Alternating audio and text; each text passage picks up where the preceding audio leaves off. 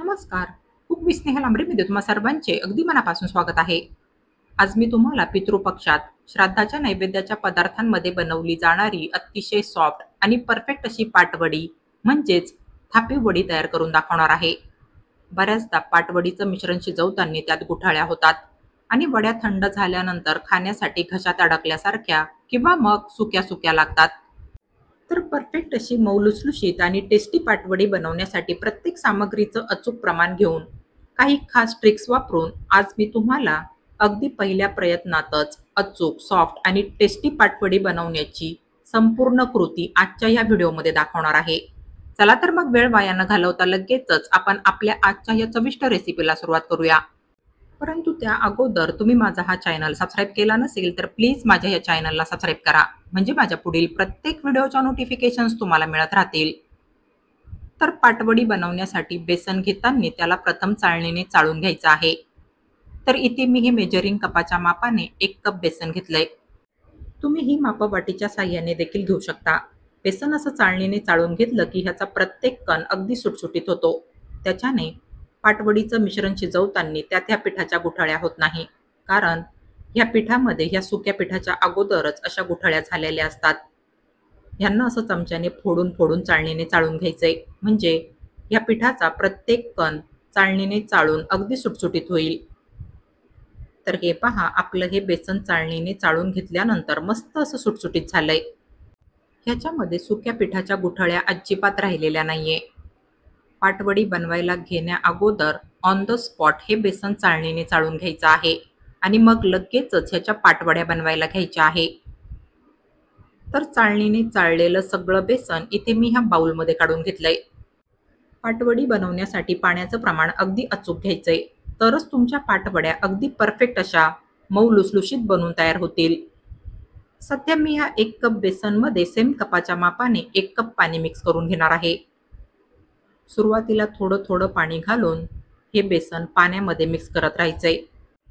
ह्याच्यामध्ये बेसनच्या गुठळ्या नाही झाल्या पाहिजे, त्यासाठी ह्याच्यामध्ये पाणी घालून असं चांगलं फेटून घ्यायचंय. तर 1 कप बेसनमध्ये मी ह्या ठिकाणी 1 कप पाणी मिक्स करून घेतलंय.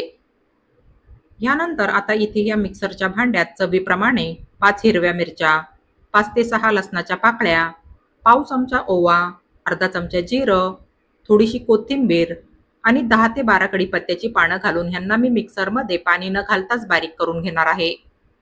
तुम्हाला पितृपक्षाच्या नैवेद्यामध्ये लसूण घालायचा नसेल तर लसूण तुम्ही स्किप सुद्धा करू शकता. बेसनपासून तयार केलेल्या पाटवड्या पोटाला बाधू नये त्यासाठी आपण ह्याच्यामध्ये थोडासा ओवा सुद्धा घातलाय. ओवा पोटाच्या तक्रारी व डायजेशनसाठी सुद्धा फारच लाभदायक ठरतो आणि सोबतच ह्याचा फ्लेवर आणि चव सुद्धा फारच छान लागते पाटवड्यांमध्ये. या वाटणामध्ये थोडीशी कोथिंबीर आणि कढीपत्ता घातल्याने आपल्या पाटवड्यांना रंग तर छान येईलच आणि सोबतच यांचा सुगंध आणि चव सुद्धा आपल्या पाटवड्यांमध्ये खाताना फारच छान लागेल. तर पाटवड्यांसाठी असं हे वाटण आपण ह्या ठिकाणी तयार करून घेतलंय. यानंतर आता इथे गॅसवर मी या कढाईमध्ये गरजेप्रमाणे थोडंसं तेल घालून घेतलंय. याच्यामध्ये मी सर्वात अगोदर अर्धा चमचा मोहरी घालून घेणार आहे. मोहरी एकदा तेलामध्ये छान तडतडू द्यायची आहे. यानंतर पाव चमचा हिंग आणि छोटा अर्धा चमचा हळद ह्याच्यामध्ये घालायची आहे. बस तर आता मिक्सरला तयार केलेलं सगळं वाटण आपण ह्याच्यामध्ये घालून घेऊया. हे वाटण तेलामध्ये लो फ्लेमवर छानपैकी परतून घ्यायचं आहे, म्हणजे ह्याच्यातल्या सर्व घटकांचा कच्चेपणा दूर होईल आणि आपलं हे वाटण तेलात परतून मस्त असं खमंग होईल. याला तेलात परतून घेतल्यानंतर ह्याचा इथे फारच छान असा खमंग सुगंध सुटलाय. बऱ्याचदा पाटवडीचं मिश्रण शिजवताना मिश्रणामध्ये गुठळ्या होण्याचे चान्सेस जास्त असतात. त्यासाठी आज मी तुम्हाला मिश्रणामध्ये मिश्रण शिजवताना त्यात गुठळ्या होऊ नये त्यासाठी एक खास ट्रिक दाखवणार आहे. तर ह्याच्यामध्ये मी सेम कपाच्या मापाने हे अर्धा कप पाणी घालून घेणार आहे. 1 कप बेसनसाठी आपण टोटल 1.5 कप पाण्याचा वापर केलाय. 1 कप पाणी आपण अगोदरच बेसनमध्ये मिक्स केलं होतं आणि अर्धा कप पाणी आपण ह्या कढाईमध्ये घालून घेतलंय. ह्या ट्रिकने पाटवडीचं मिश्रण शिजवलं तर मिश्रण कढाईला अजिबात चिटकत नाही आणि त्याच्याने पाटवडीच्या मिश्रणामध्ये गुठळ्या सुद्धा होत नाही.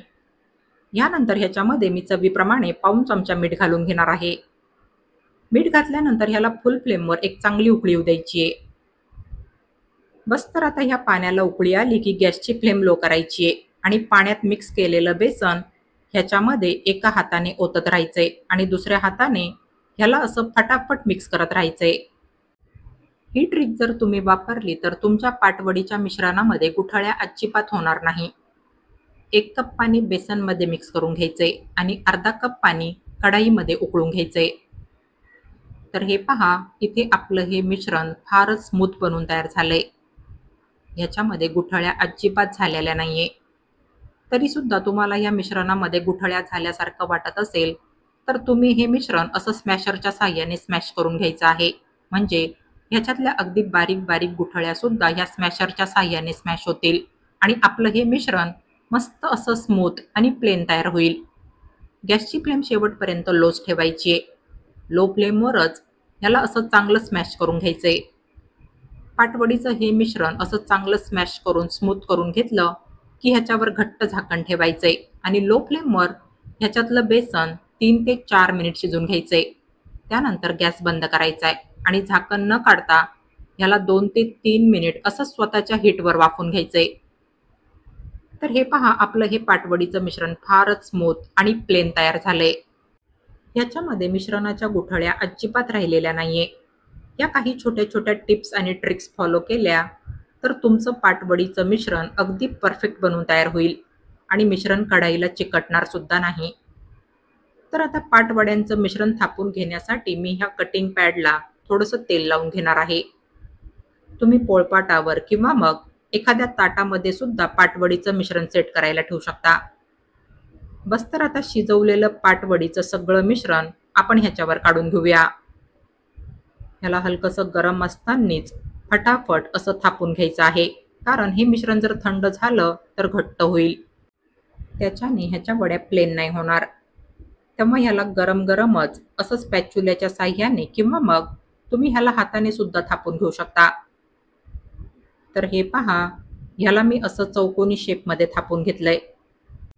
ह्याच्यावर आता मी अगदी हलक्या हाताने लाटणं फिरवणार आहे. म्हणजे आपल्या ह्या मिश्रणाला अगदी एकसारखी लेवल येईल. फक्त लाटण्याला सुरुवातीला थोडंसं तेल लावून घ्यायचंय, म्हणजे हे मिश्रण लाटण्याला चिकटणार नाही. ह्यानंतर आता ह्याच्यावरतून मी हे किसलेलं ओलं खोबरं घालून घेणार आहे. तुम्ही तुमच्या आवडीप्रमाणे ह्याच्यावर किसलेलं सुकं खोबरं सुद्धा घालू शकता. सुकं किंवा मग ओलं दोन्हीपैकी तुम्ही तुमच्या आवडीप्रमाणे ह्याच्यावर किसलेलं सुकं खोबरं घालून घ्यायचं आहे. यानंतर थोडीशी बारीक चिरलेली कोथिंबीर ह्याच्यावर घालायची आहे. कोथिंबीर आणि खोबरं ह्या पाटवडीच्या मिश्रणावर घालणं हे टोटली ऑप्शनल आहे. तुम्ही हे दोन्ही घटक स्किप देखील करू शकता. बस वड्या दिसायला छान दिसाव्या त्यासाठी ह्याच्यावर हे दोन्ही जिन्नस घातले जातात. कोथिंबीर अशीही आपण वाटणामध्ये घातली आहे, तेव्हा कोथिंबीरचा फ्लेवर आपल्या ह्या वड्यांच्या मिश्रणामध्ये ऑलरेडी उतरलाय. तर असे हे दोन्ही जिन्नस ह्या मिश्रणावर घालून घेतल्यानंतर ह्यांना ह्या मिश्रणावर असं थोडंसं दाबून घ्यायचंय, म्हणजे हे दोन्ही जिन्नस वड्यांच्या मिश्रणाला घट्ट चिटकून राहतील. बस तर आता ह्याचे मी स्लाइस कट करून घेणार आहे.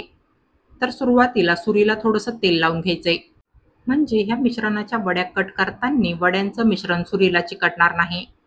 अजून एक महत्त्वाचं सांगायचं राहून गेलं. हे मिश्रण थापून घेतल्यानंतर ह्याच्या वड्या कट करण्याअगोदर ह्याला पूर्णपणे थंड होऊ द्यायचंय. हे मिश्रण गरम असताना ह्याच्या वड्या कापायच्या नाहीये. हे मिश्रण पूर्णपणे थंड झाल्यानंतरच ह्याच्या वड्या कट करायच्या आहे. तरच ह्याच्या वड्या सुरीला न चिकटता अगदी परफेक्ट कापल्या जातील. ह्यांना तुम्ही हव्या त्या शेपमध्ये आणि हव्या त्या साईजमध्ये कट करून घेऊ शकता. हे पहा, यांना मी अशा पद्धतीने डायमंड शेपमध्ये आणि ह्या साईजमध्ये कट करून घेतलंय. आपल्या ह्या वड्या अगदीच परफेक्ट बनून तयार झाल्या. दिसण्यासोबतच चवीला सुद्धा आपल्या ह्या पाटवड्या म्हणजेच थापीव वड्या फारच म्हणजे फारच टेस्टी बनून तयार झाल्या. हे पहा, तुम्ही ते पाहू शकता. आपल्या ह्या थापीव वड्या थंड झाल्यानंतरही अगदी लवचिक आणि मऊ लुसलुशीत तयार झाल्या.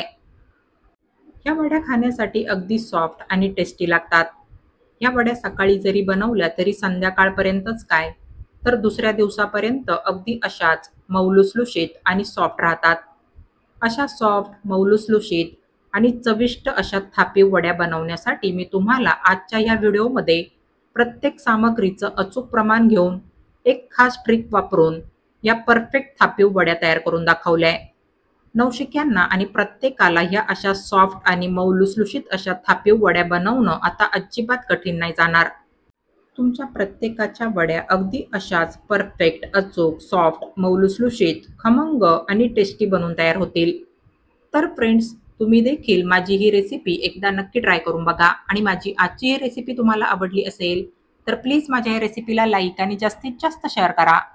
आणि अशाच नवनवीन आणि पारंपरिक रेसिपीज बघण्यासाठी माझ्या या चॅनलला सबस्क्राईब करा. चला तर मग भेटूया पुढील रेसिपीमध्ये.